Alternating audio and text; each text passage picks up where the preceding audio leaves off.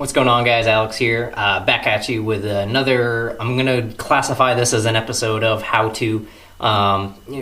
This is almost more of just like a general public service announcement. And sorry about the degassing.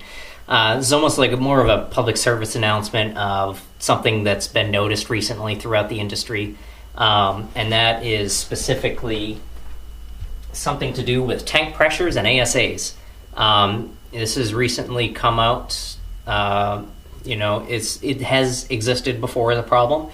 It's more come out ever since the release of the Ninja Pro V2 reg, where they're using the ball bearing up here instead of like the standard Ninja Pro reg, where it was just the regular pin, just like pretty much every other tank.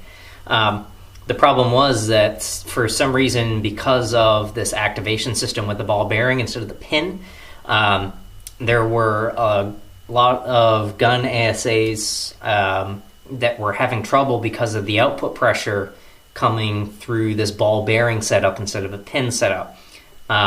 Personally, I'm not really sure why. It's possibly, I think because of the higher airflow.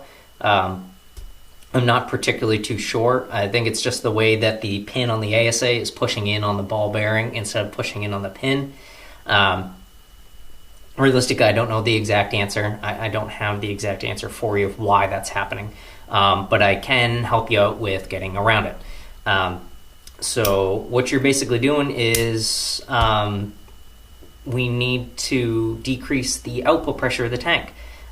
Standard regulators can have an output pressure of anywhere between 700 to maybe 850 psi. Which is really high, and in a lot of guns, almost everything nowadays, it's just not necessary. Any like tournament style gun, because of it's going straight into regulators, you don't need 800 psi coming out of the tank. You can lower the operating pressure of the output pressure of the regulator on the tank, and we've been able to see that is a significant difference in turning the ASAs on. Planet Eclipse recently put out a video about this. They were at Millennium events, and a lot of people were having trouble with the pops on-off ASA, and people were having trouble with the tank pressure was too high, and it was so much they couldn't actually turn the pops on. So they kind of put out like a public statement about that. So basically, I'm doing the same thing. The two ASAs I've noticed it has problems with are, again, what we just saw, the Pops ASA from Planet Eclipse, and specifically with the DM14, the Die UL Airport. So I'm not going to show you guys how to physically do this yourself on your own regulator. I really don't want you guys to do it. I don't advise it whatsoever. What you want to do is go into your local shop, store, or field, somewhere that has an authorized tech, someone that knows what they're doing with repair work, and you want to get him to lower the operating pressure of the tank. It involves taking out some shims that are inside the regulator. I'm telling you guys, I don't want you guys to do it. I'd rather you bring it to someone so they can do it, because you're taking the regulator apart, you're messing with pressures on a very high pressure air system. This stuff, it's not particularly safe if you don't know what you're doing. You can put it back together and it's not put back together right, and the reg blows off next time you air up the bottle. I don't want that to happen. I don't want you guys to do it. Go see someone about it.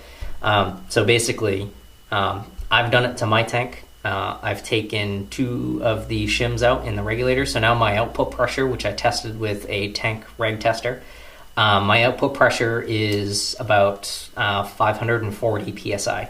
So now, when I go to put it on a gun, like this Geo 3.5, turn it on the pops, I have no issues anymore. Before, we were seeing people, especially in the video that Eclipse put out, people at the Millennium events, I think Hustle Paintball even did a video on this. People were seriously having so much problems. They were holding the gun and the tank against their body and putting all of their force into it. And sometimes they weren't even getting it on anyway. So now I don't have any problems with that. And with the die guns, and the DM14 in particular with the UL Airport, I'm going to go ahead and put my tank on and turn the ASA on. A lot easier, especially with these die guns when the UL Airport has this little tiny knob and it's hard to begin with. Having a super high tank output pressure just makes it even harder, and it's not necessary. So basically that's what's going on with this video. I just wanted to get this out there, information if you guys are having trouble putting tanks on your own guns.